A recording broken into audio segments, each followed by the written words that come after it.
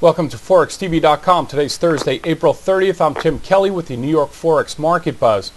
U.S. dollar has seen a reversal of fortunes against most major currencies after yesterday's sell-off as President Obama announced the Chrysler bankruptcy plan.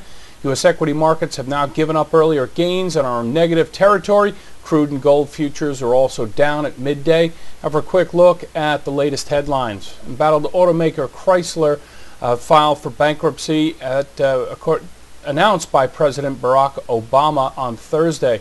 Chrysler and Italian carmaker Fiat have formed a partnership, Obama said, which he believes has a strong chance of success. A huge jump in continuing claims headlines of mostly negative jobless claims report. The continuing claims in the April 18th week jumped 133,000 to 6,271,000, another record level and the 15th straight increase. A month-to-month comparison useful for a gauge on the April employment report shows significant deterioration, up 704,000 from 5,567,000 at mid-March. Initial claims appear to have peaked in March, pointing to a similar relief ahead for continuing claims. Initial claims totaled a lower than expected 631,000 in the April 25th week, with a 4-week average at 637,250, well down from the peak near 660,000 at the beginning of the month.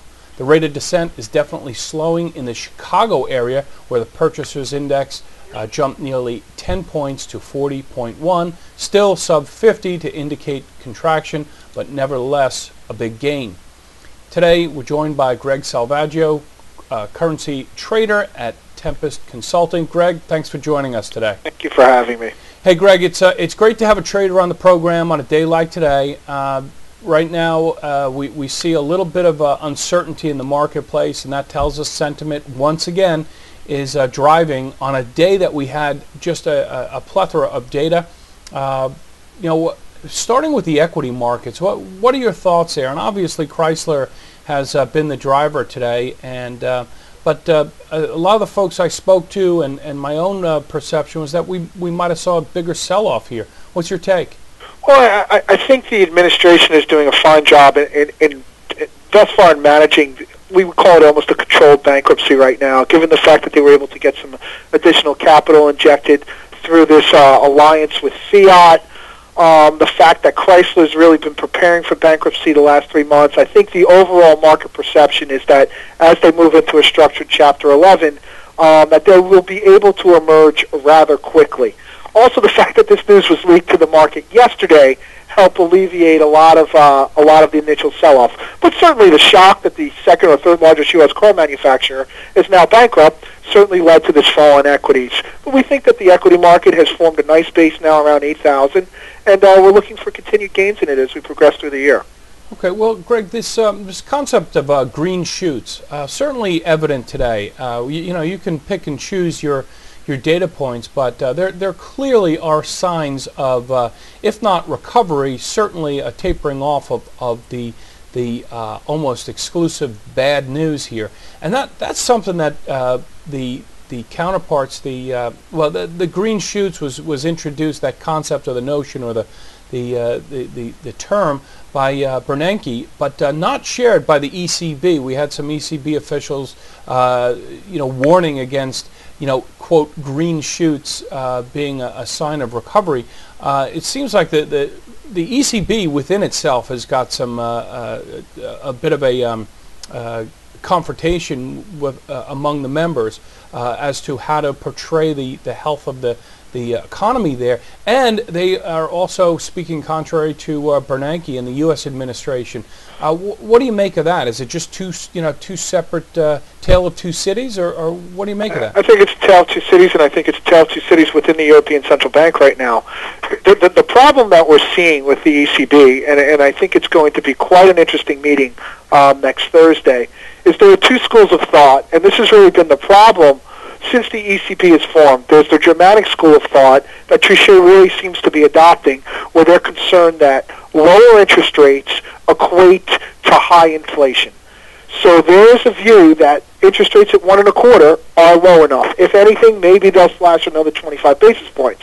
On the flip side to that, you have really the remainder of the Eurozone who's saying, wait a minute, we need to take some step of quantitative easing similar to what the Bank of England has done, similar to what the Fed has done, similar to what the Bank of Japan has done, so we could bring our economies out of this recession at a pace quickened relative to how we stand right now. So I think what we're seeing is the ECB bogged down by this really opposing viewpoints within the central bank.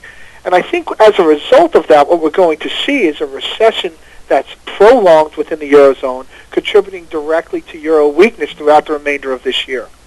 You know, Greg, again, you're not the first one to tell me that, but I do appreciate your insight there. I think it's quite poignant. It appears that almost everybody I speak to has the same opinion. What does the ECB and what does Trichet have a different opinion?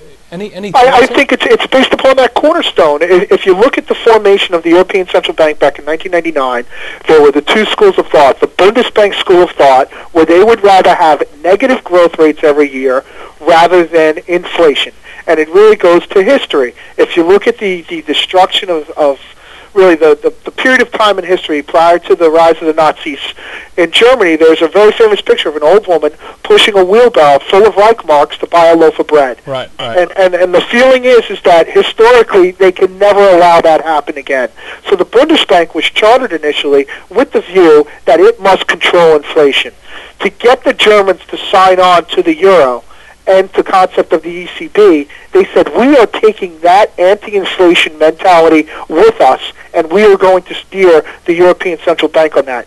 Given the fact they felt they couldn't trust the Italians, the Spaniards, the Portuguese, and now the Greeks, for all practical matters, not to continue to spend and create inflation to basically drive economic growth. So you're really seeing dramatically opposed views on how to jumpstart economic growth and ensure the safety of the economies clashing right now, and it's coming to a head, and it's really going to be a very interesting meeting next week. Yeah, no doubt.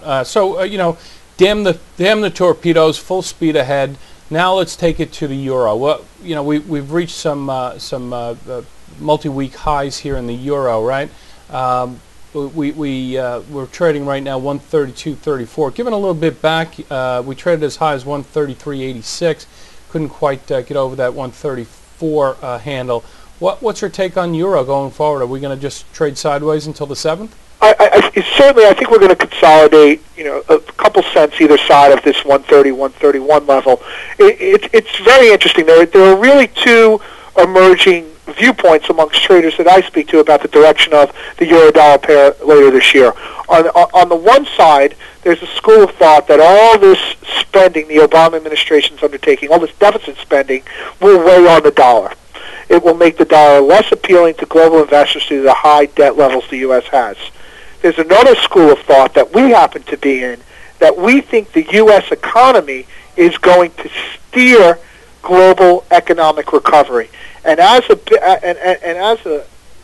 basis and a driving point behind that, we think capital will be attracted to the dollar. So we're very, very bullish on the dollar's outlook against the euro this year. Having said that, we think that this conflict within the ECB will not be resolved. And as a result, we're going to see economic growth in the Eurozone stagnate for a considerable period of time as the U.S. starts to climb up. And now we're even seeing in the U.K. the really aggressive measures taken by the Bank of England has helped jumpstart, or at least, as you said, green shoots are now appearing in the UK economy. We're not seeing any of that in the Eurozone yet. So I think moving forward, we're looking for a weaker euro against the dollar. We think the Fed, there's a very good possibility that Q4 of this year we might even get an interest rate hike out of the Fed. So granted, rates will move back to maybe 0.5%, but still, we think that the Fed's going to have to do that. We think this stimulus will be successful, and we think we're going to start to see some of the early signs of inflation Q4 this year, and the Fed is going to rapidly start pushing Fed funds back up as it drains liquidity from the system. So we are a very, very bullish dollar moving forward because of this positive outlook we have for the U.S. and in all likelihood, higher interest rates. Negative on the Eurozone because of this conflict that we see really probably getting pretty nasty in the coming months. Okay. Hey, Greg, I want to cover a couple more currencies. You mentioned the UK. What's your take on cable? We think cable certainly has formed a bottom around that 142, 143 level. The market seems to be getting more and more optimistic about the economic outlook in the UK. Housing appears to have bottomed.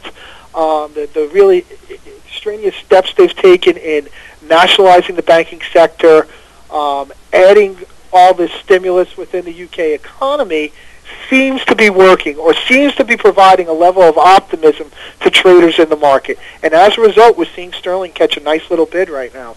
Okay. Yeah, that right now 147.94, 148 roughly. We had been as high as 149.47. That 150 has it's going to be a little bit tough for right now to break through 150, we think. But we think we'll consolidate nicely between 145 and 150 for a time being. Okay. Let's move on to dollar yen. Just looking at yen right now at 98.62. Had been up at just about the 99 figure, not quite. I just speaking to you before the broadcast, I take it that you think there's still some upside for the dollar here. Certainly, we think dollar yen will trade above 100 probably within the next week or two. We're really predicating that view on two things. We think that we're going to get more signs of recovery in the U.S. economy. It's going to prompt more risk taking by investors, which is going to really diminish the appeal of the yen as a safe haven investment. So first of all, that'll weigh on the yen. Second of all, we think Japanese economic prospects moving forward are dismal. And there's really not a heck of a lot the Bank of Japan can do about it. So we think on a economic outlook basis, Japan versus the U.S., and the fact that risk-taking will gradually reemerge in the market, it's only a matter of time before the yen pushes above 100 and higher. Okay, that sounds like a good place to leave it. Greg, thanks for joining us again. Thanks a lot. This has been your New York Forex Market Buzz with Greg Salvaggio of Tempus Consulting. I'm Tim Kelly. Join us later this afternoon for PM Exchange right here on ForexTV.com.